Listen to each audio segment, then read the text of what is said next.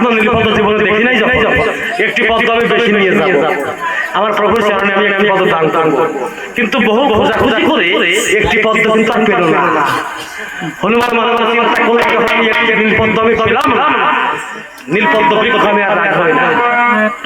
রাম রাম বলে পদ্ম বৃক্ষ তুলিতে লাগলো,